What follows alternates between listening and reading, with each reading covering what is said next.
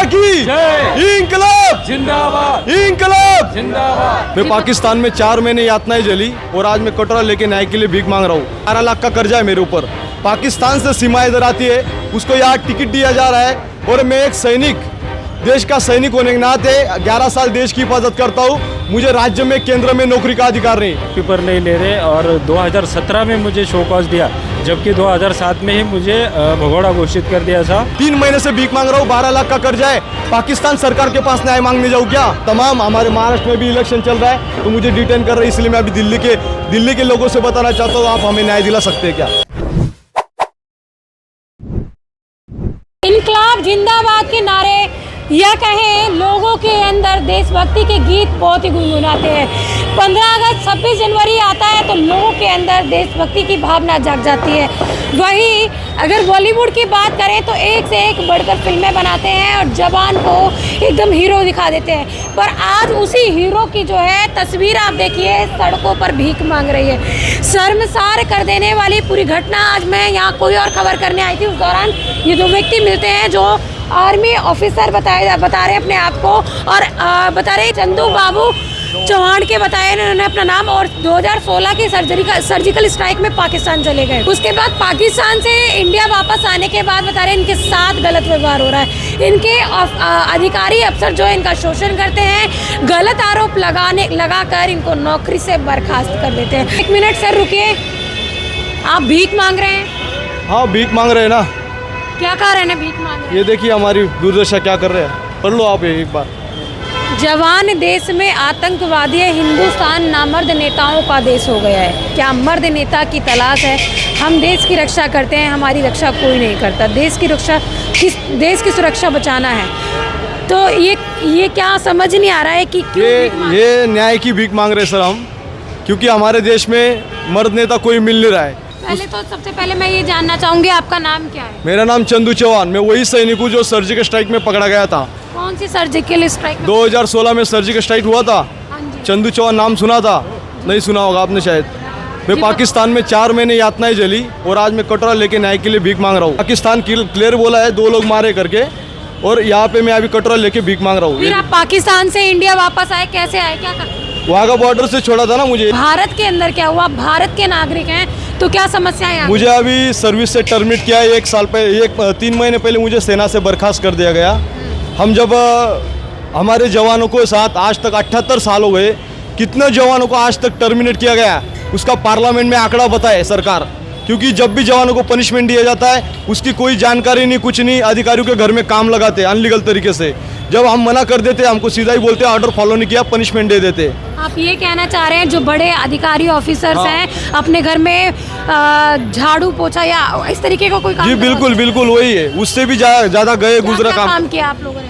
वही घर में सहायक सिस्टम काम करवाते, हमारे घरों में काम करो। फिर जो बड्डी सिस्टम के नाम पे जो वार के टाइम एक दूसरे को सपोर्ट करता है और बड्डी सिस्टम के नाम पे घरों में काम करवा रही, पर रक्षा मंत्री से लेकर प्रधानमंत्री तक लिखित में सारों को पत्र व्यवहार कर चुका हूँ, पर वो न्याय नहीं देना चाहता। और आज हमारा ट्रिब्यूनल कोर्ट है, आर्म फोर्सल ट्रिब्यूनल कोर्ट मिलिट्री का, उसी में रिटायर होने के बाद वही अधिकारी बैठे रहते हैं और न्याय के लिए हम जाते हैं। जब हम यहाँ दिल्ली पे आए, हमने न्याय की यात्रा निकाली, पूरे देश से घूम के आ रहे हैं। हमें दिल्ली में भी अटेंड कर लिया, हमारा वो हिंदुस्तान नामर्द वाला अभी खोल लिया उन्होंने, हमारे पास पैसे नहीं इसलिए छपवाया है कम पैसों में। आप पहले मेरे को अपनी पूरी जानकारी, जैसे आपने अपना नाम बताया चंदू बाबूलाल चौहान के, तो कहाँ के रहने वाले हैं आप? मैं महाराष्ट्र का रहने वाला हूँ मैम। आपके साथ क्या शोषण हुआ, पहले थोड़ा डिटेल में वो बताइए, किस तरीके से शोषण होता था? मैम सर्विस से मुझे टर्मिनेट किया गया गलत तरीके से। अच्छा। और अधिकारी ने जो बोल दिया वही फाइनल है, पर हमारी बात तक नहीं सुनी जाती है। अच्छा। हमारे पास कोर्ट के लिए पैसा नहीं, कहा जाए 12 लाख का कर्जा है मेरे ऊपर। पाकिस्तान से सीमा इधर आती है, उसको यहाँ टिकट दिया जा रहा है और मैं एक सैनिक, देश का सैनिक होने के नाते 11 साल देश की हिफाजत करता हूँ। मुझे राज्य में केंद्र में नौकरी का अधिकार नहीं। हमारे कितने जवान ऐसे जिनको टर्मिनेट किया गया, पार्लियामेंट में एक बार आवाज उठा दो, उनको बता दो राज्य में केंद्र में नौकरी क्यों नहीं कर सकता? हम आतंकवादी क्या? इसीलिए लिखा है मैंने, हम जवान आतंकवादी हो गए क्या? आपको भी सर टर्मिनेट किया गया सेवा से? हाँ, मुझे 2007 में डिजर्टर कर दिया था। मैं छुट्टी से लेट हो गया था, तो उसके बाद लेट हो गए थे? हाँ। तो उसके बाद वापस जब गया तो मेरे अधिकारियों ने मुझे कहा कि तूने पहले सहायकी करने से इनकार कर दिया, इसलिए हम आपको अभी नहीं लेंगे, जिधर जाना है जाओ, क्या कर सकते हो करो। हमारे ऑर्डर का कोई भी कहीं भी कोर्ट में जाओ, तुम्हें कोई भी ड्यूटी पर नहीं लेगा। और तब से मुझे इधर ही घुमा रहे हैं, ड्यूटी पर नहीं ले रहे। और 2017 में मुझे शो कॉज दिया, जबकि 2007 में ही मुझे भगोड़ा घोषित कर दिया था। 2007 में आपको भगोड़ा घोषित कर दिया? हाँ, तो आपने कुछ गलत किया था? नहीं, मैं छुट्टी पर लेट हुआ था एक्सीडेंट होने के कारण। ये देखिए, कोई आपके पास सबूत है कि आप हाँ। भगोड़े नहीं हैं?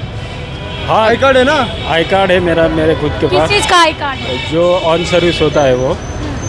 और जिनको मैंने रिपोर्ट किया था कि मेरा एक्सीडेंट हो गया, मैं छुट्टी से लेट हो रहा हूँ, तो वो भी सबूत है मेरे पास।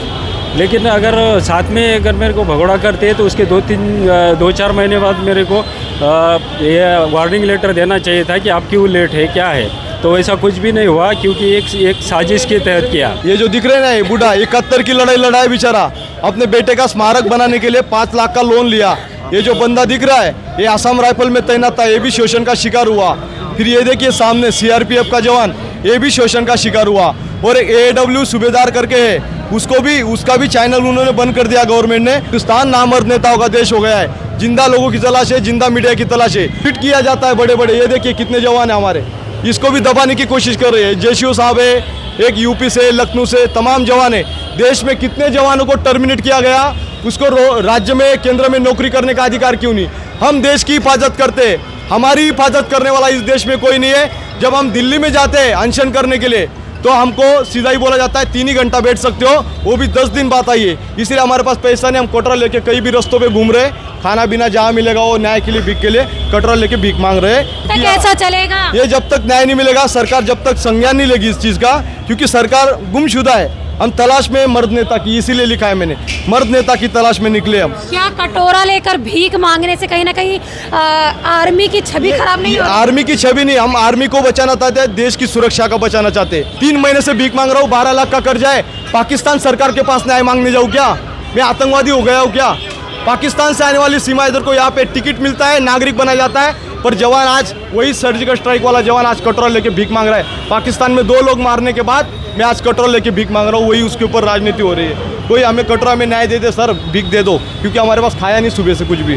गूगल में देखिए मेरा, ये देखिए न्याय यात्रा के लिए निकला, जिंदाबाद इंडियन आर्मी जिंदाबाद। ये देखिए उपोषण के लिए देता हूँ तो बोलते हैं 3 घंटा उपोषण करो, लोकशाही भी खतरे में, लोकतंत्र का गला घोटा जा रहा है। ये देखिए ये कागज लिख रहे, बोला आपको नहीं मिलेगा, 10 दिन घूमते रहो, इसलिए हम भीख मांग रहे हैं, क्योंकि हमारे पास पैसा नहीं। हम दिल्ली वहाँ से आए, महाराष्ट्र से। ये देखिए इनके कंप्लेंट डाला है। मेरा एक बच्चा है, मेरा 15 महीने का, और मेरी पत्नी, मेरे बचपन में ही माता पिताजी गुजर गए। मेरा भाई भी सेना से जुड़ा हुआ है, हमारा पूरा खानदान सेना से जुड़ा हुआ है, पर हम आज कटोरा लेके देश की सुरक्षा को बचाने के लिए निकल पड़े। ये देखिए परिवार को और किस तरीके की समस्याओं का सामना करना पड़ रहा है? लोन है, परिवार क्या करेगा? वो तो बदकिस्मती हमारी कि मैं पाकिस्तान में शहीद होता तो आज मुझे कटोरा लेके न्याय के लिए भीख नहीं मांगना पड़ता अपने देश में। वही सीमा इधर आती है अनलीगल तरीके से, उसको राजनीति कर रहे हैं यहाँ पे। ये देखिए मेरे घर पे कैसे, आपका कहना है कि सीमा हैदर जैसे लोगों को देश के अंदर नागरिकता मिल जाती है? हाँ मिलती है, हमको नौकरी भी नहीं मिलती हमारे जवानों को जो टर्मिनेट होता है। 15 महीने का बच्चे को भी डिटेन करे, कोई कागज तो दे दो, क्यों? और कोई विपक्ष वाला बोलना नहीं चाह रहा है, सब चुप है। ये सिर्फ राजनीति करते हैं, एक ही ऐसे करते। कोई तो हमारे आवाज उठा दो, कोई मर्द नेता होगा तो हमारी आवाज उठाए पार्लियामेंट में। एक बार बताओ कितने जवानों को टर्मिनेट किया है? देखिए ये कितना बड़ा खिलवाड़ है। यहाँ पे पॉलिटिक्स करने आते हैं, जवानों के नाम पे वोटिंग लेते। हम कटोरा लेके न्याय मांग रहे, देश की सुरक्षा बचाना चाहते। इतना लोग 1.5 लाख रुपए पेंशन ले सकते हैं, जवानों का क्या हालत है? जवानों के साथ किल खिलवाड़ कर रहे हैं मैम। सर ये बताइए आपके परिवार में कौन कौन है? मेरे परिवार में मेरी बच्ची है, पत्नी है, माँ बाप है और मैं जिस हूँ। तरीके से आपको भगोड़ा घोषित कर दिया, या ये कह रहे हैं इनको आतंकवादी घोषित कर दिया, तो समाज का आपके प्रति क्या रवैया रहता है? समाज हमको बहुत ही अलग नज़रिए से देखती है। जैसा भर्ती होने के बाद जो आदर भावना से देखती है, उसके बनिस्पत बहुत ही तुच्छ भावना से देखती है। तो अभी परिवार को भी क्या समस्याओं का सामना करना पड़ता है? आपको भगोड़ा घोषित किया, आपके ऊपर ये, आप ड्यूटी पे नहीं है, आर्थिक संकट तो आया ही आया है, पर समाज का भी काफ़ी सामना करना पड़ता है परिवार को, ऐसा है? हाँ, बहुत सामना करना पड़ता है। जो बीवी को मजदूरी करनी पड़ती है, अभी कई कर्जा उधार लेना पड़ता है, वो भी कोई देना नहीं पड़ता, नहीं तो फिर अभी ऐसा भीख तो मांग ही रहे हम। तमाम हमारे महाराष्ट्र में भी इलेक्शन चल रहा है, तो मुझे डिटेन कर रहे हैं, इसलिए मैं अभी दिल्ली के लोगों से बताना चाहता हूँ, आप हमें न्याय दिला सकते हैं क्या? हम इधर उधर घूम रहे, रास्तों पे घूम रहे, भीख मांग रहे। ये कहाँ का फोटो है? ये मुंबई में भी सड़कों पे भीख मांगी थी, लखनऊ में मांगी, हर जगह मांग रहे हम। कोई तो हमें न्याय दिलाए, कोई तो हमें न्याय दिलाए, पर हमारे न्याय को नहीं, हमारे गला झोंक दिया जा रहा है, हमारे दबा दिया जा रहा है। मैं चाहता हूँ मुझे इधर शहीद कर दो।